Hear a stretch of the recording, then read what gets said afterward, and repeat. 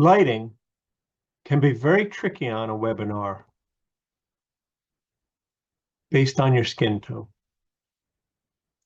I'm Bruce Rule. I'm a writer and editor, and I help my clients with a wide range of communications, whether it's social media, newsletters, speeches, reports. Basically, anything they've written, I can take and make better, or I just write it myself. I also do public speaking workshops, both as in groups and individually teach clients about public speaking. I have a book out called Heartfelt Goodbye, How to Write and Deliver the Eulogy Your Loved One Deserves.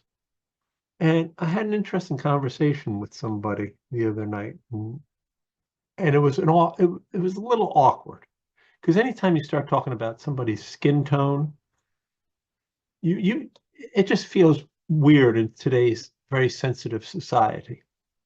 But she was saying to me that she has a very hard time getting the lighting correct whenever she's on a webinar or on a conference call.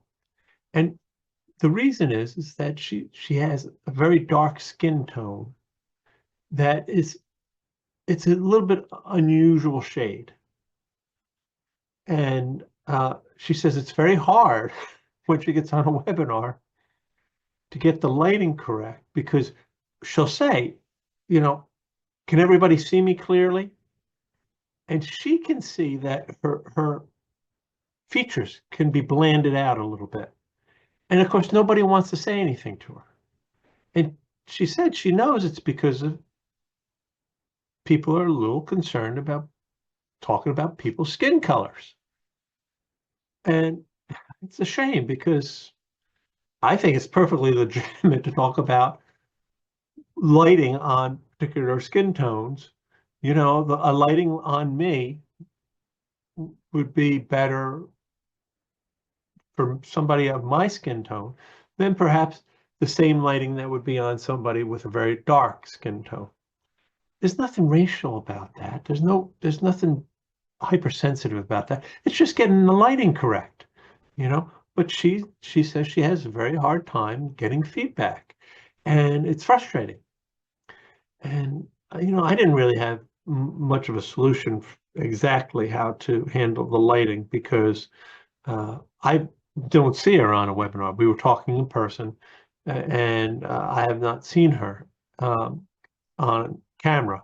So I don't know what the issue is with the lighting. I couldn't tell her this is the type of lighting you need. But what I did tell her is I said, look, here's two things you need to do. Number one, you need to get it right. Plain and simple. If people can't see your features, if you're blanded out, if it just doesn't look right, it hurts your presentation.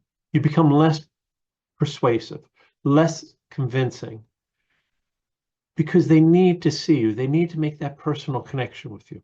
So I said, even if it takes a long time before every conference call for you to get the lighting right in whatever space you're using, you need to build in that time. Plain and simple. And it's not fair. I understand. Because she said, well, the lighting always sort of looks fine for the people with light skin tones, not mine. I said, look, I'm not saying the world's fair. I can't solve that problem. I can't deal with that. What I can deal with is the fact that if you want to be persuasive and convincing, you have to take the time to get it right. And that might be unfair, but it's just that simple.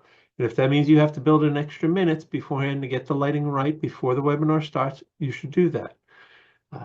The other thing I suggested to her is I said, what you need to do, perhaps, is do a Zoom call with yourself right before the webinar. Right before the webinar. Start a Zoom call, get the lighting correct so that you see that it works fine. And you can record that Zoom call, stop it, play it back so that you're looking at it as a viewer and say, okay, yep, okay, I look good. Yep, that's fine. And the other thing is if it's going to cost you a little extra money to buy particular light, particular lighting for the space you're in, you might have to bite the bullet. You might have to bite the bullet. You know, I'm not saying it's fair. I'm not saying it's anything, but it's probably worthwhile if you need to be on a webinar or a conference call and you need to convince your audience of whatever your main goal is. You may want to make that investment. The other thing I suggested to her is I said, you know, do a quick conference call right before whatever webinar or conference call you need to be on with somebody you trust, somebody who is willing to tell you straight out, no, you look too dark, you look too light, no, I can't see your nose clearly, whatever.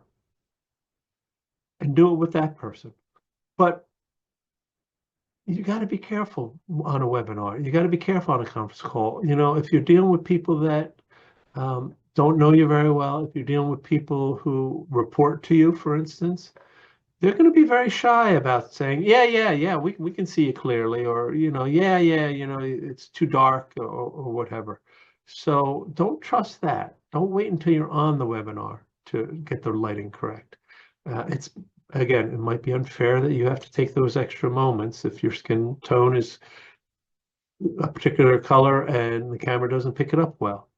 But do it because it's worth it if you want to be persuasive.